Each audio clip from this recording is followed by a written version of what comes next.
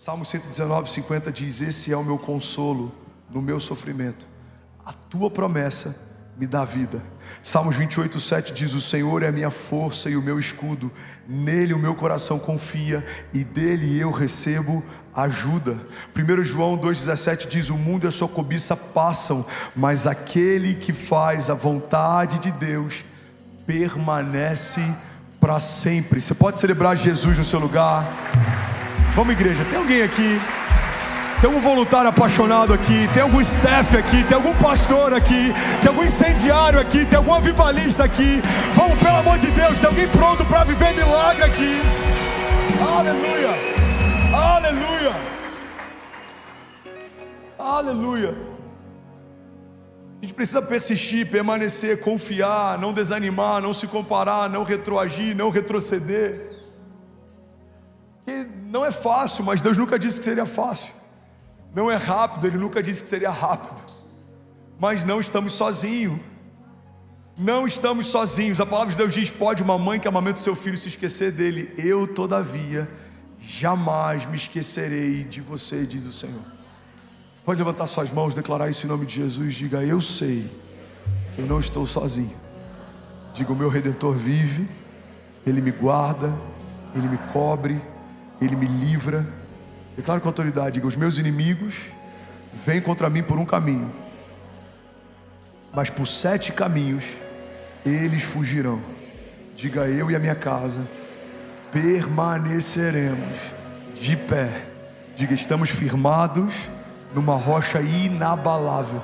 Somos como os montes de Sião, que não se podem abalar, mas permanecem para sempre. Vamos, levante sua mão, profetize com autoridade. Diga: eu vou permanecer, eu vou persistir, eu não vou parar, eu não vou desistir.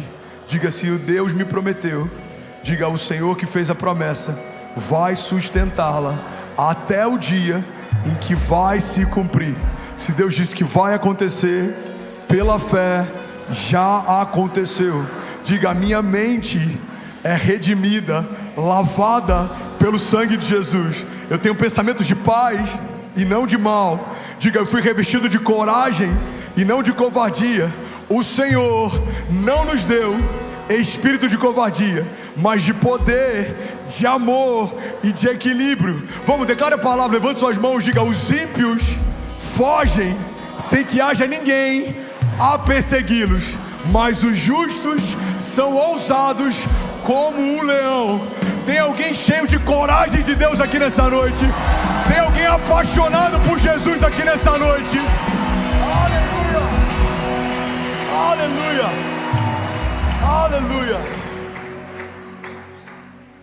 Para persistir, irmão, você precisa de maturidade.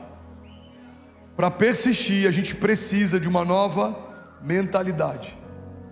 O terceiro e último pilar que eu quero compartilhar com você nessa noite é que para persistir a gente precisa aprender sobre resiliência. Fala para quem está do seu lado: você precisa ser resiliente.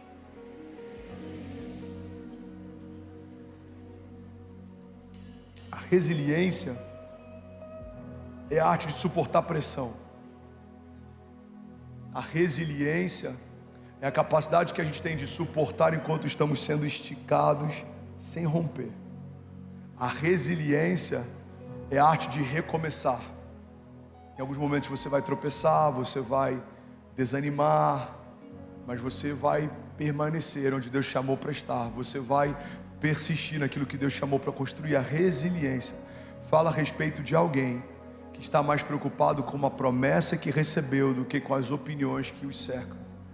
Um homem resiliente é um homem imparável. Tudo se levanta, pessoas tentam desdenhar de você, pessoas podem não acreditar no sonho que você carrega, eles podem não honrar a unção que você recebeu de Deus, mas a tua história agora está em Deus, não tem mais a ver com quem te cerca, tem a ver com quem te chama. Se Deus te chamou para viver algo, não depende mais de quem está ao teu redor, do que pensam sobre você, irmão, depende do que Deus diz a seu respeito. O Senhor liberou palavras sobre você antes de você existir. O teu chamado antecede a tua existência, o teu propósito é o que te traz vida, está no lugar que Deus chamou para estar, o que faz você florescer. É o que eu preguei semana passada, plantados na casa do Senhor, florescerão nos seus átrios. Você está plantado em Deus, você como é uma árvore frondosa que foi plantada junto ao ribeiro das águas, as suas raízes se estendem, mesmo no tempo da seca, suas folhas permanecem verdes, e você dará o fruto certo no tempo certo. Alguém recebe isso aqui? Diga amém. Resiliência está ligado à arte de recomeçar. Precisamos dominar essa arte. Tem gente que desanimou por um motivo, talvez se entristeceu com uma liderança, se entristeceu com uma igreja, talvez se entristeceu com o próprio Deus, e a gente já quer usar isso como justificativa para abrir mão da fé. Engraçado, eu conheço jovens que apostataram da fé, outros que se desviaram do caminho por conta de um relacionamento que por anos todo mundo, inclusive ele, sabia que não era de Deus, que só trazia tribulação, dor, luta, cansaço. Mas tem gente que consegue insistir em algo que não é de Deus, mas na primeira luta ou decepção decide desistir de algo que é de Deus. Irmão, quantas vezes a gente está insistindo em algo que surgiu da nossa cabeça, uma vontade nossa, uma vaidade nossa, mas quantas vezes a gente desistiu de uma promessa por conta de uma luta? Alguém não acreditou em você, alguém não suportou você, alguém não apoiou você, alguém te feriu, alguém te decepcionou. A gente já usa isso como justificativa para desistir de um sonho de Deus. Irmão, acredite, se eu tivesse parado por conta da opinião de outros ministros, eu teria parado há muito tempo atrás. Se eu tivesse me movido segundo o que outros dizem a meu respeito, eu nem teria começado o que eu e minha família começamos. Mas eu preciso entender que para cada opinião de um homem existem centenas de palavras de Deus. Para cada ruído do inferno que se levanta contra você, existem milhares de promessas de Deus que envolvem você, que guardam você, que impulsionam você. Alguém está comigo aqui? Diga amém. Um tempo atrás, um jovem que a gente pastoreou lá no Rio, menino incrível, carrega algo extraordinário, compõe canções, sempre teve livre acesso à nossa casa, à nossa mesa, e ele se perdeu. E aí um tempo atrás, ele mandou uma mensagem, Sandy, dizendo assim: saudade de estar na linha de frente com Jesus. Ele comentou num post que eu fiz, algo que a gente estava vivendo, não lembro se eram as cruzadas ou algo do tipo.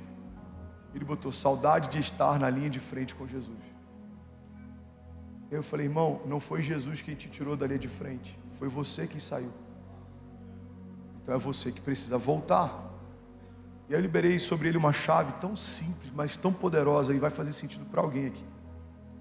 Se você quer voltar a viver o que você vivia, você precisa voltar a fazer o que você fazia.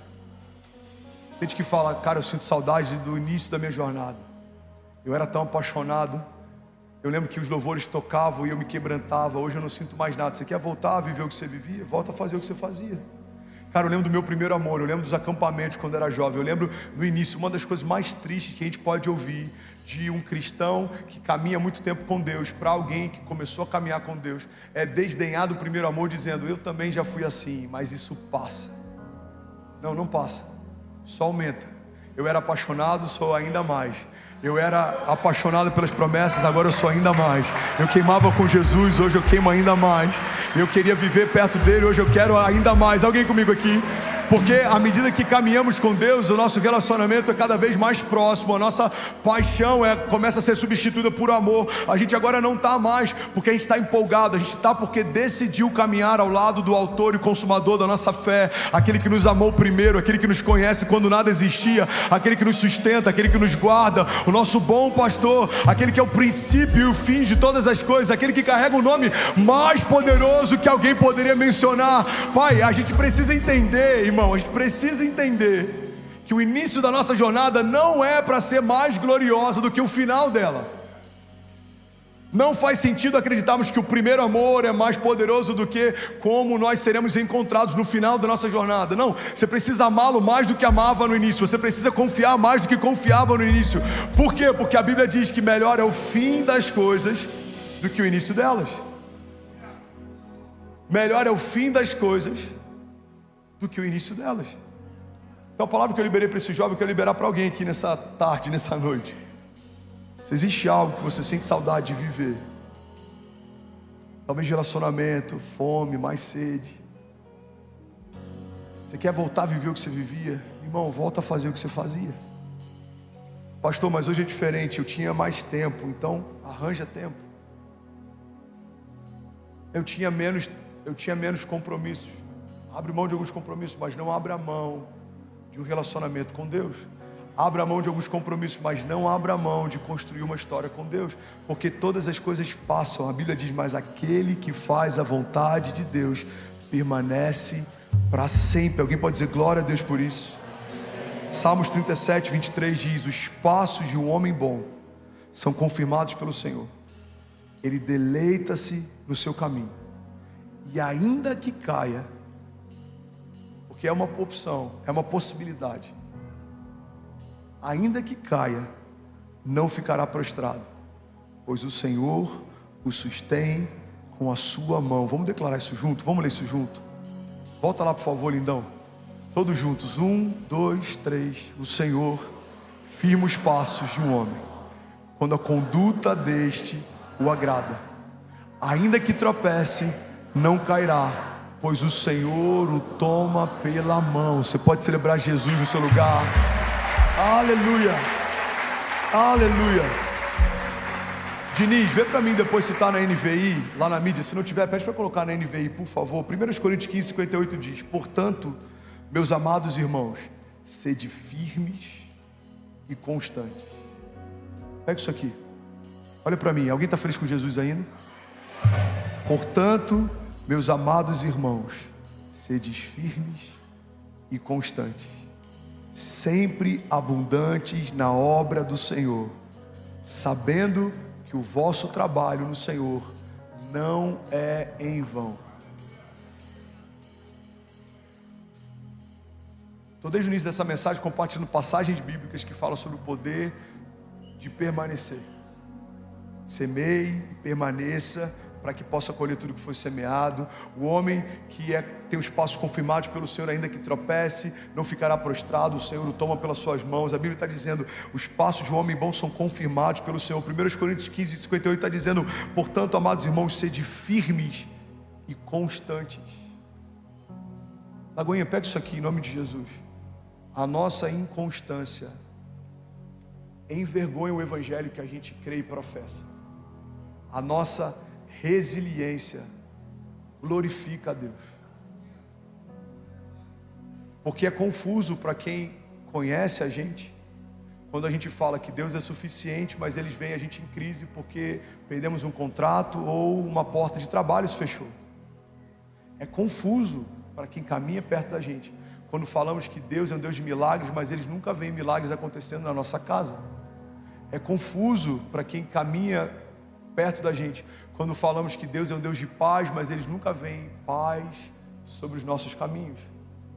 No meu livro tem um capítulo chamado Cartas de um Deus Bipolar. Paulo diz o seguinte, vocês são cartas vivas, escritas pelo próprio Deus, não com tinta, mas pelo próprio Espírito. Que Paulo está dizendo o seguinte, vocês são cartas que Deus escreveu para o mundo. Quando as pessoas lerem você, eles vão conhecer o Deus que escreve a história de vocês. Alguém está comigo ainda? Diga amém. Eu vou até pregar essa mensagem qualquer dia desse aqui. Quantos acham que seria uma boa?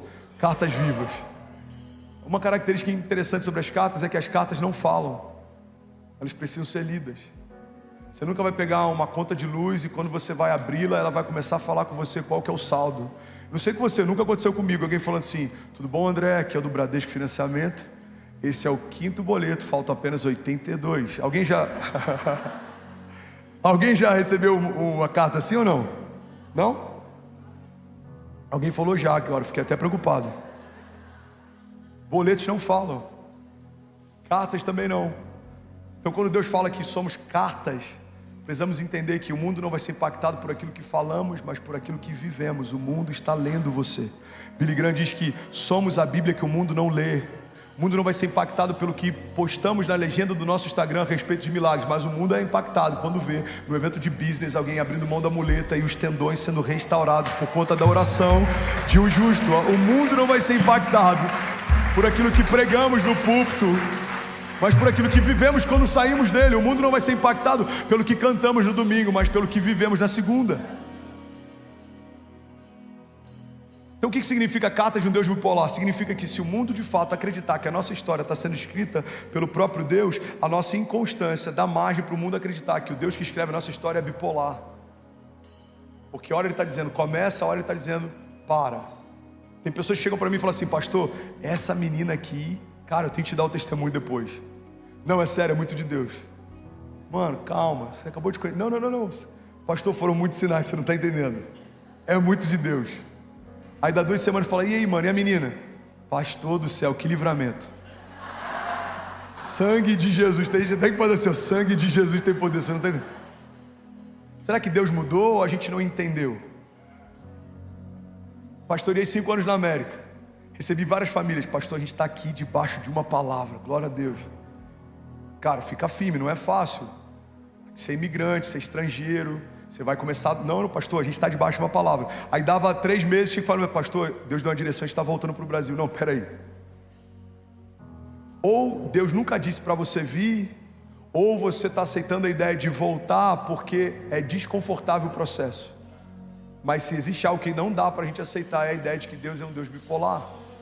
Guarda isso aqui em nome de Jesus. A nossa inconstância envergonha o evangelho que professamos, mas a nossa persistência expressa a glória de Deus. Pessoas vão olhar a você, talvez o seu casamento está em crise, você continua glorificando a Deus, celebrando a Ele, adorando. As pessoas vão falar: cara, eu vejo Deus em você. Por quê? Porque as lutas não roubaram a tua alegria, porque os desafios não pararam você, porque os desafios ao teu redor não roubaram a tua fé. É como Paulo e Silas na prisão, eles estavam adorando mesmo no lugar sujo, havia fezes naquele lugar, eles estavam fisicamente presos, mas o seu espírito permanecia livre, e a Bíblia diz que eles adoravam ao Senhor, e eles cantavam em alta voz, e todos os presos ouviram a adoração, e os presos que ouviram a adoração deles, também ouviram o som de algo acontecendo naquele dia. Então as cadeias se quebraram, as celas se partiram. Por quê? Porque não dá para prender um homem que é livre no seu espírito, não dá para parar alguém que é persistente em Deus, constante em Deus. Sejam firmes e constantes, não desanimem, não parem, não retrocedam, não se comparem, não andem em ciclo, porque há sobre você uma palavra de Deus. Se você crer e não duvidar, se você permanecer e não desistir, se você mantiver os seus pés firmados numa rocha inabalável, seremos como os montes de Sião, que não se podem abalar, mas permanecem para sempre. Alguém comigo aqui, pelo amor de Deus. Aleluia, aleluia. Bom, você acabou de assistir uma mensagem aqui do nosso canal. Eu tenho certeza que ela te edificou e que ela vai gerar algo novo em você. E a gente separou mais 2 vídeos. Eu quero deixar essas indicações aqui para você continuar queimando com Jesus. E eu quero muito te fazer um pedido também. Se essa mensagem te edificou, comenta aqui embaixo, segue o canal e me ajuda a compartilhar para que mais pessoas sejam tocadas também. Deus te abençoe.